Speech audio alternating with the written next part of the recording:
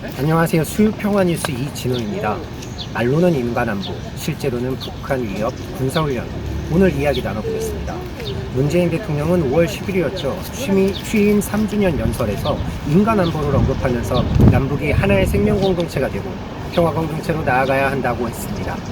여기서 인간안보란 인간이 겪는 군사위협뿐만 아니라 전염병, 환경오염, 재난재해 등의 위협으로부터 인간을 지킨다는 개념입니다. 그런데 이 인간 안보를 언급하기 사흘 전에는요, 서해에서 공군과 해군이 서북 도서 합동 방어훈련을 진행했습니다. F-15K, KF-16, F-4E, FA-50 등 항공기 20여 대와 2함대 고속정이 투입된 이 훈련은요, 북한의 이상 징후와 도발을 상정해 놓고 이에 대한 대응 훈련을 한 것입니다. 공군 전투기들이 도발 원점 타격과 지원 세력 격퇴 훈련을 진행했는데요. 북한을 적으로 상정해 북한을 공격한다는 목적성이 분명한 훈련이었던 것이죠. 더욱이 서해라는 매우 민감한 지역에서 북한의 도발 원점과 지원 세력을 격퇴하는 훈련이라는 것은 북한에 매우 위협적인 것일 수밖에 없었습니다. 비행기로 조금만 올라가려면 바로 북한이 나오잖아요. 북한은 이 훈련에 대해 초긴장 상태일 수밖에 없었고 군사적 준비를 할 수밖에 없는 상황이었던 것이죠. 북한은 이에 대해 5월 8일 인민무력성 대변인 담화를 내놓고 모든 것이 2018년 남북 정상회담 이전으로 돌아가고 있다며 우리가 필요한 대응을 해야만 하는 상황이라고 했습니다. 여러분, 서북 도서라고 하면 바로 2010년 연평도 포격전이 있었던 그 일대입니다. 북한과 아주 인접한 지역이죠.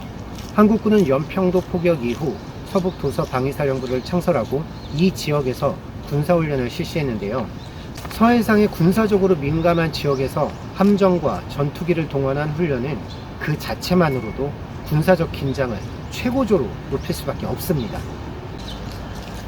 서북 도서 방위훈련을 한 다음 날에 한국군은 신형 탄도 미사일 발사 시험도 했습니다.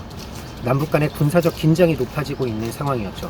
남과 북은 판문점 선언과 9.19 군사합의에서 지상과 해상, 공중을 비롯한 모든 공간에서 군사적 긴장과 충돌의 근원으로 되는 상대방에 대한 일체의 적대 행위를 전면 중단하기로 합의하였습니다.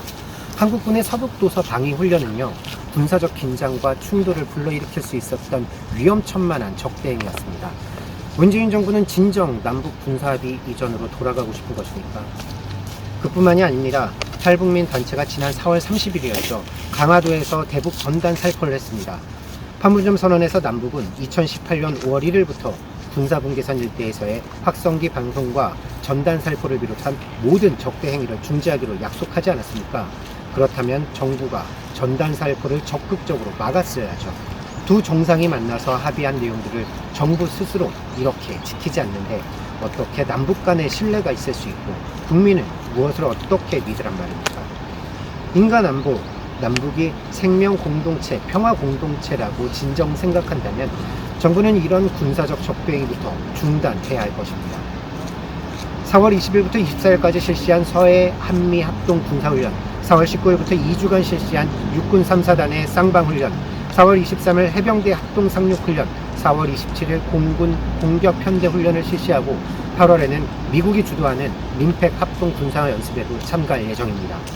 코로나19로 잠정 연기됐던 군사훈련을 코로나가 여전히 창궐 중임에도 군사훈련을 못해 안달난 것처럼 총선이 끝나자마자 이렇게 연일 군사훈련을 해대고 있습니다. 그뿐만이 아닙니다. 북한을 은밀히 침투하여 공격하기 위한 스텔스 전투기 F-35A가 착착 도입되어 실천 배치되고 있고 북한을 정밀 감시하기 위한 글로벌 호크가 도입돼서 전력화 중입니다. 이런데 무슨 인간안보고 또 생명 공동체입니까? 문재인 정부, 국민을 기만하는 행동은 이제 그만하고 진정성을 갖고 남북파의 협력에 적극 나서길 바랍니다. 오늘 수요평화 뉴스 여기까지입니다. 감사합니다.